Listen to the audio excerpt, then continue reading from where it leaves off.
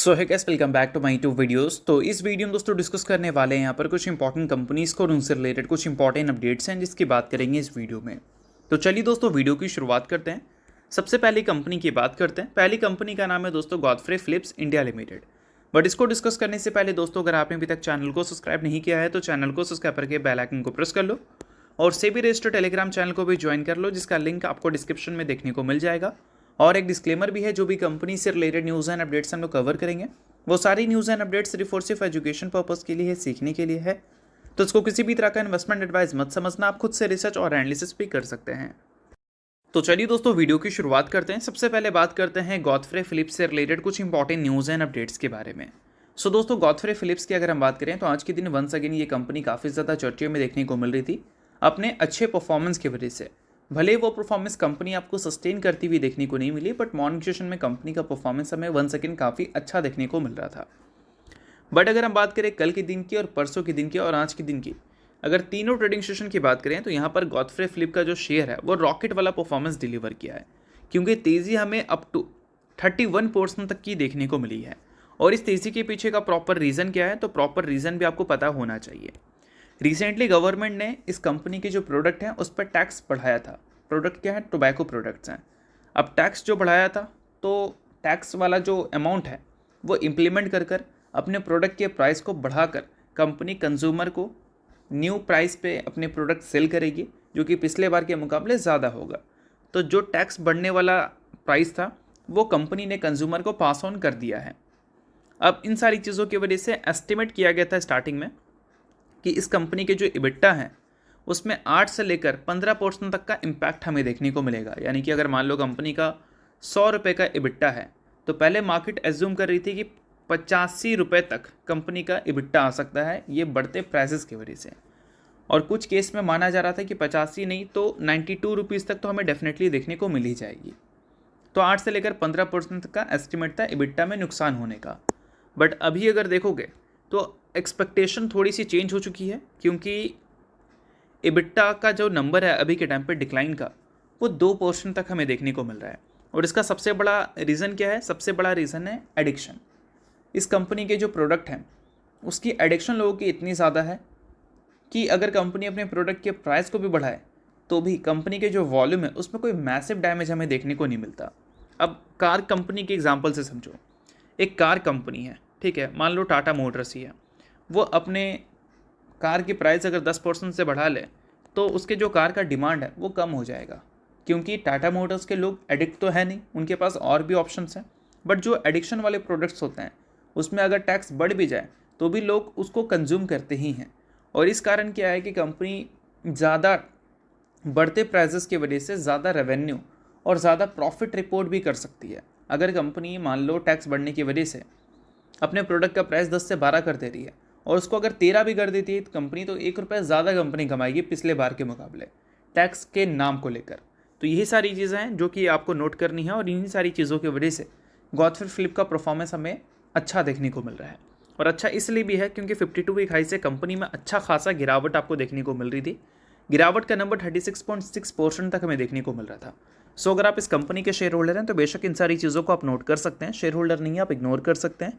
News थी इस वजह से मैंने बता दिया, बाकी ये किसी भी तरह का रिकमेंडेशन नहीं है।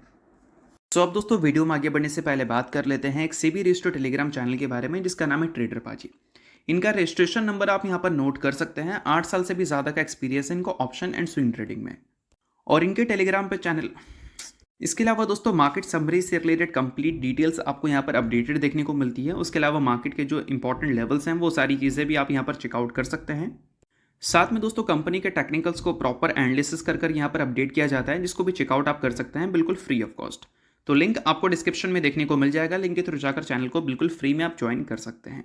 तो चलिए अब बात करते हैं अगली कंपनी के बारे में। सो अगली कंपनी का नाम है दोस्तों डिक्सन टेक्नोलॉजीज इंडिया लिमिटेड। आज के दिन डिक्सन टेक्नोलॉजीज की परफॉर्मेंस वंस अगेन काफ़ी वीक हमें देखने को मिली। और रिसेंटली मैंने आपको बताया था कि 52 वीक लो से डिक्सन टेक्नोलॉजी में 20% तक की रिकवरी देखने को मिली थी। बट वो रिकवरी नहीं, आप उसको एक ट्रैप भी बोल सकते हो, ऐसा भी मैंने आपको बताया था। क्यों भाई? क्योंकि जो हमें रिकवरी दिखी थी 20% की, वो 20% की रिकवरी में क्या कंपनी से रिलेटेड कोई आउटस्टैंडिंग पॉजिटिव न्यूज़ हमें देखने को मिला था? तो नहीं। 2-3 न्यूज़ थी जो कि अच्छी थी, बजट में 40,000 करोड़ की इन्वेस्टमेंट की न्यूज़ अच्छी थी। इंडिया यूरोप के ट्रेड डील को लेकर न्यूज़ अच्छी थी। इंडिया यूएस के डील को लेकर न्यूज़ अच्छी थी। बट अगर डिक्सन से रिलेटेड पर्सनल न्यूज़ की बात करें तो उससे रिलेटेड कोई भी अच्छी खबर हमें देखने को मिला नहीं था। तो ये जो 20% की तेज़ी थी, ये सस्टेन हो जाए इसकी पॉसिबिलिटीज़ थोड़ा सा कम ही था। और ऐसा ही हमें देखने को मिला। लास्ट ट्रेडिंग सेशन भी पिटाई देखने को मिली और आज के दिन भी डिक्सन में आपको पिटाई ही देखने को मिल रहा है।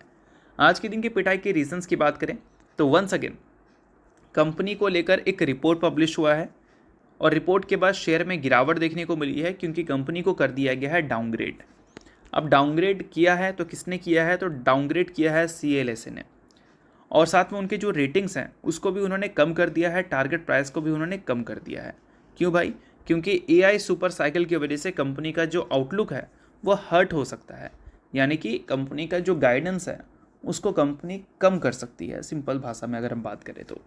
अब देखो पूरी चीज़ यहाँ पर यह है कि अगर हम मेमोरी के प्राइजेस की बात करें तो वो दिन पे दिन इतना ज़्यादा बढ़ता जा रहा है कि मोबाइल फ़ोन्स को अब बनाना और बेचना पहले के मुकाबले काफ़ी ज़्यादा महंगा हो रहा है।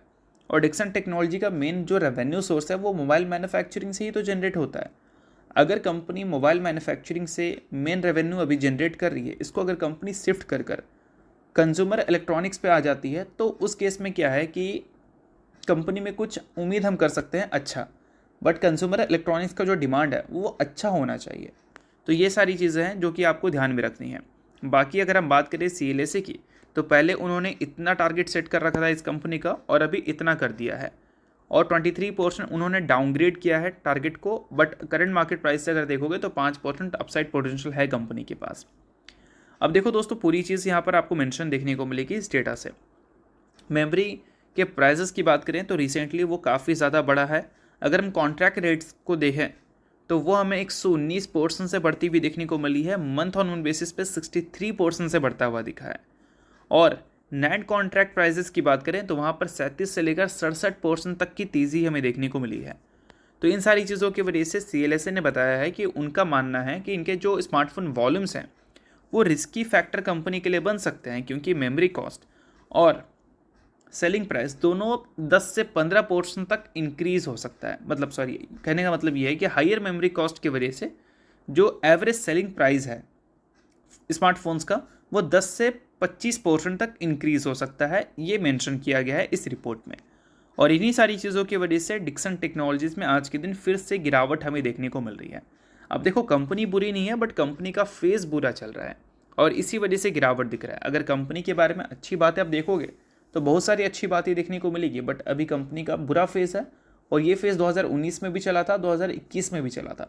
बट ये सारे फेज़ अगर कंपनी आने वाले कल में शॉर्ट आउट कर देती है, मेमोरी प्राइसेस कूल डाउन हो जाते हैं, तो फिर कंपनी के लिए एक रिकवरी पोटेंशियल ज़रूर हमें देखने को मिलेगा। बाकी दोस्तों बात करें अगली कंपनी के बारे में तो नाम है दोस्तों SRF लिमिटेड। हाल ही में SRF काफ़ी ज़्यादा फोकस में देखने को मिली थी। हाल ही में क्या, कल की दिन की ही बात हो रही है।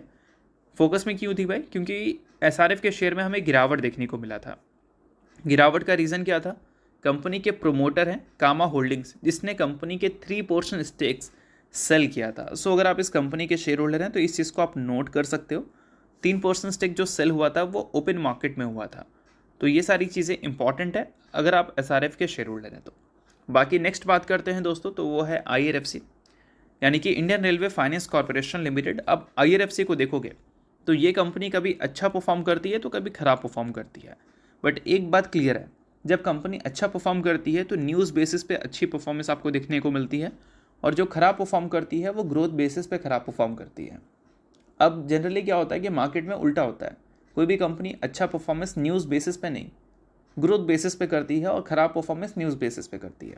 बट इस कंपनी के साथ ऐसा नहीं है। जब कोई अच्छी न्यूज़ हमें देखने को मिलती है तब IRFC के परफॉर्मेंस हमें अच्छे देखने को मिलते हैं, और ग्रोथ के मामले में कंपनी कुछ खास अच्छे अर्निंग्स दिखाती नहीं है। तो ग्रोथ के मामले में कभी भी कंपनी में अच्छी परफॉर्मेंस दिखी नहीं है। अक्सर ग्रोथ के मामले में कंपनी में वीकनेस ही देखने को मिलता है।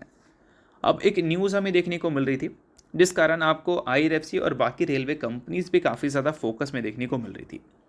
न्यूज़ क्या था भाई? तो न्यूज़ हमें ये देखने को मिल रहा था कि कैबिनेट कमेटी की एक मीटिंग हमें देखने को मिल रही थी, जहाँ पर 3 प्रोजेक्ट को क्लियर किया गया है, या फिर बोल सकते हैं अप्रूव किया गया है रेलवे मिनिस्ट्री की तरफ से, जिसके अगर साइज़ को देखोगे तो वो 18,509 करोड़ के हमें देखने को मिल रहे थे। अब ये कॉन्ट्रैक्ट्स भले किसी को भी मिले, बट यहाँ पर जो फाइनेंसिंग रोल है वो आपको IRFC ही प्ले करती हुई देखने को मिलेगी। तो इसी कारण आपको IRFC भी फोकस में रहती हुई देखने को मिल रही थी। सो अगर आप इस कंपनी के शेयर होल्डर हैं तो इस न्यूज़ को आप नोट कर सकते हैं, शेयर होल्डर नहीं है आप इग्नोर कर सकते हैं। न्यूज़ थी इस वजह से मैंने बता दिया, बाकी ये किसी भी तरह का रिकमेंडेशन नहीं है। तो होप करता हूँ ये वीडियो आपको अच्छा लगा होगा। लाइक कीजिए, पहली बार सब्सक्राइब कीजिए, देखने के लिए बहुत बहुत शुक्रिया।